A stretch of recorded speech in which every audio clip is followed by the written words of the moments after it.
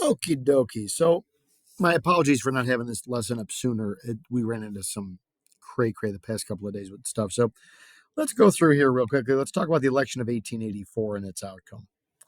So, which going to be kind of a recurring theme, or if you haven't noticed, is a recurring theme. In the election of 1884, both parties again run very similar candidates. Um, there's really only one major difference between the two of them as far as like ideas go, and we'll talk about that in a second. For the Republicans, it's the Dr. Seussically named James G. Blaine of the state of Maine. And for the Democrats, Grover, don't call me Oscar the Grouch, Cleveland. The real difference between the two of the men is how they approach foreign policy. Foreign policy is a fancy way of saying how we deal with other countries. And for the Republicans, Blaine is a progressive foreign policy pursuer. He believes that the U.S. needs to be actively involved in other countries' affairs and businesses. Let's show them that the U.S. we big boy, we wear big boy pants. We will get involved in what other countries are doing because we're the U.S. and we can do that. Cleveland is more of what it's referred to as an isolationist. He is not an interventionist. He doesn't want to be involved. He wants to stay out. What we're really looking at here is there's a growing split within the Democratic Party. For the third or fourth election in a row, the Democrats have nominated a conservative Democrat, a person who pretty much agrees with the Republicans on like 3/4 of all the stuff that they talk about, if not more. But there is a strong movement in the Democratic Party towards progressivism. Things like what the Greenback Party was talking about, wanting the use of silver to back up the currency, not just gold. Things like open support of labor. Things like maybe advocating for some things that would be kind of socialist, even. But for now, at least, the Democrats again nominated a conservative. Because the two candidates pretty much see eye to eye on just about everything, the real issue of the campaign has very little to do with politics. It has to do with the issue of character. The Democrats hammer Blaine for his connections with cronyism and his past corruption. He has been guilty of taking payouts. He's been guilty of giving sketchy contracts to people and awarding jobs to supporters and this kind of stuff. All of the stuff that that Garfield and that Hayes, Garfield, Arthur, and Cleveland had worked against. Cleveland was seen as somebody who was going to fix corruption. He was a conservative Democrat, yes, but as governor of New York, he had cleaned up New York politics, again, because they keep getting dirty. Cleveland favored the gold standard. He was all about free market international capitalistic trade, laissez-faire approach, limited government, very hands-off, and very much, again, with big business. In fact, if you look at this list of stuff, in many respects, Cleveland is more of a Republican than Blaine is. So the Democrats go after Blaine for his past corruption and his crony ties. What do the Republicans go after? Oh, I'm glad you asked. You see, Cleveland is a little unusual in a couple of respects. Number one, he was obviously he was a Democratic governor of New York, the biggest state in the country. He was really young to be running for president. He was only 47 at the time, which for you guys is like, oh my gosh, he's like old as the hills. That's really not that old. Really just put that in perspective of how old our current president is, and that's really not that old then. So he's young. Now, he's young. He's the governor of the biggest, wealthiest state in the country. And he's also a bachelor, meaning he's not married.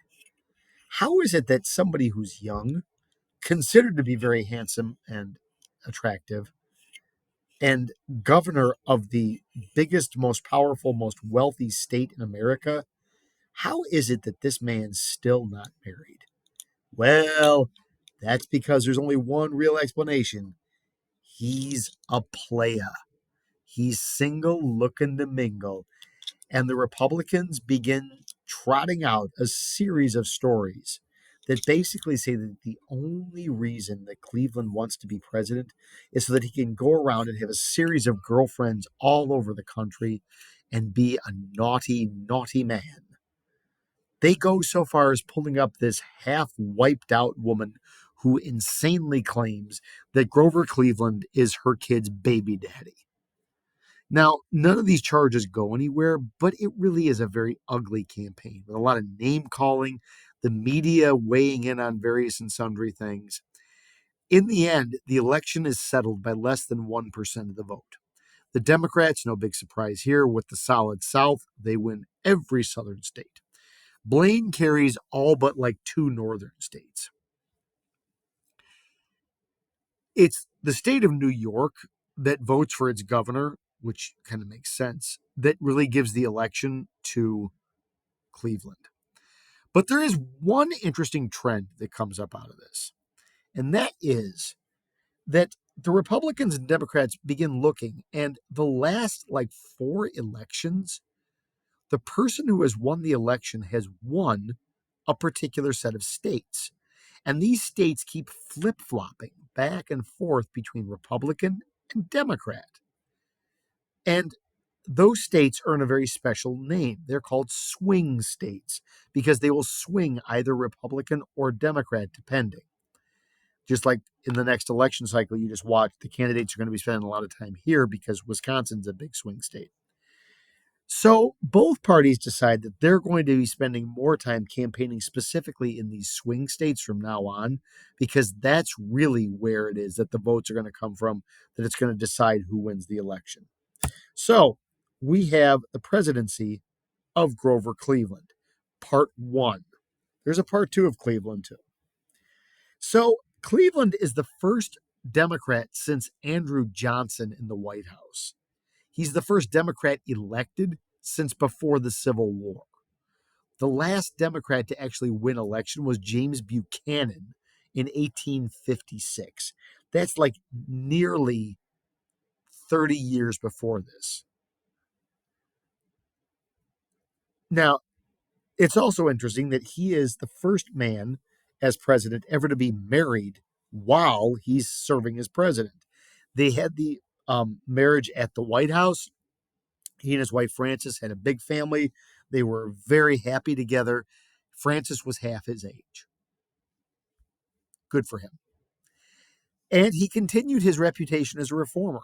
This is where Cleveland ran into problems from his own party. He was a big believer in the merit system, and his basic approach was, if somebody's doing their job, I'm not going to fire them if they're doing their job correctly and they're doing it honestly. So that meant that he was not getting rid of Republicans just because they were Republicans. This did not sit well with the Democrats. What else didn't sit well was he just kept vetoing bills left and right. Bills that would have expanded the government's power, bills that would have expanded government spending, bills that would have made things more difficult in general for the vast majority of people. He would just veto them. The Republicans held a majority in the Senate, and they kept sending garbage to him. On the issue of land here, he ends up taking back, the word confiscate means to take back. He ends up taking back 81 million acres of land that the government had given to the railroad companies. To give you perspective on how much land this is, that's roughly the size of Wisconsin and Illinois put together. That's quite a bit of land. And a notable failure was his effort to attempt the policy of assimilation with American Indians. Assimilation is the idea that you sort of forcibly blend things together.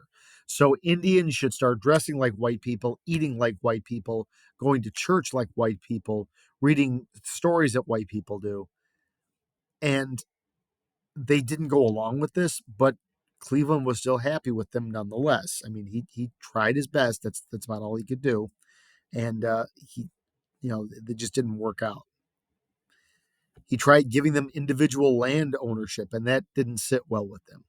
And if you're paying attention at home, he's president number 3 on the "Hey kids, let's build a brand new Navy bandwagon." Now, keeping all of this stuff here in mind, the thing we're going to talk about next, the election of 1888, should have been a big nothing burger. I mean, Cleveland is overseeing an economy that's doing amazingly well. We're not at war with anybody. We're not really even fighting amongst ourselves. There's like literally nothing. By all rights, he should have easily walked in and won this.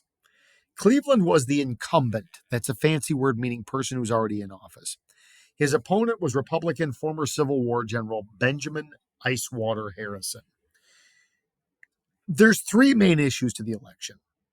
Issue number 1 is the issue of tariffs. Now, remember, a tariff is a tax on imported goods. You have 2 tariffs you could do, a protective tariff or a revenue tariff, which makes money. The protective tariff is designed to make foreign products more expensive than American-made stuff so that people will buy American. A protective tariff is a high tariff because you want to make products expensive. A revenue tariff is just designed to raise money. So revenue tariffs are lower tariffs.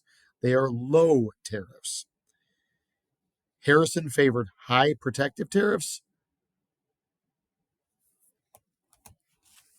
Cleveland favored low revenue tariffs. Pensions for Civil War veterans. A pension is a payout for past service, like a retirement account. Harrison was a Civil War vet. He wanted pensions for the Civil War veterans. Cleveland said, no, I appreciate they're defending us, but honestly, they don't deserve like a pension. This is a setup later on for what we're going to see coming down the pike. Okay.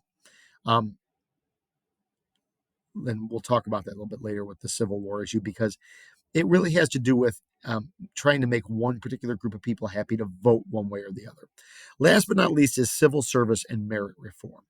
So civil service, remember, are government jobs. Cleveland is of the opinion that if you're doing your job, you're qualified, you tested into it, and you earned your job, you should keep your job.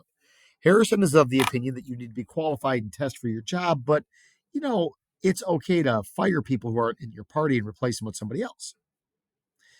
So in the end, what should have been an easy slam dunk for Cleveland, with a country at peace and the economy going great, Cleveland ends up winning the popular vote by about 1%, but ends up losing the election because he loses, in particular, 2 key states: New York, his home state, and the home state of Benjamin Harrison, Indiana. You can understand why Indiana would have voted for Harrison, but why New York? New York was a Democrat state. He had been the governor of New York. It's because the Cleveland's position on civil service reform and how he approached it got the New York Democrats angry, and they told their own people to vote Republican, which they did, resulting in the victory of new President Benjamin Harrison. Okay, we'll pick this up tomorrow. Peace and love.